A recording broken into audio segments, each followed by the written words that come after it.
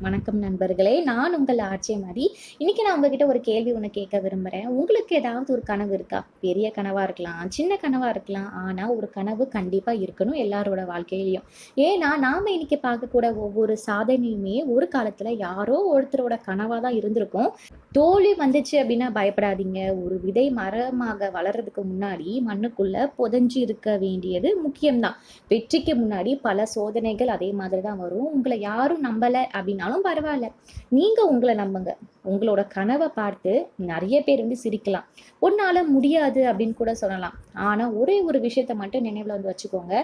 இன்னைக்கு உங்கள கேலி செய்பவர்கள் நாளைக்கு உங்களோட வெற்றிக்கு கண்டிப்பா கை தட்டுவாங்க. நம்மளோட முன்னாள் குடியரசுத் தலைவர் ஏபிஜே அப்துல் கலாம் கூட புகழ்பெற்ற ஒரு கருத்த ஒண்ணு சொல்லியிருக்காங்க. "கனவு அப்படிங்கிறது தூக்கத்துல வருவது மட்டும் கிடையாது. உங்கள தூங்க விடாம செய்றது தான் கனவு" அப்படின்னு சொல்லியிருக்காங்க. ஸோ கனவு காணுங்க. எத உங்களோட ஒரு இலக்கா வச்சிருக்கீங்களோ, அத மட்டும் அப்படியே மையக் கருத்தா வச்சுக்கோங்க. தினமும் அத காலையில கொஞ்சம் கொஞ்சமா நெருங்குறதுக்கு என்ன வழி அப்படின்ற மாரி பாருங்க.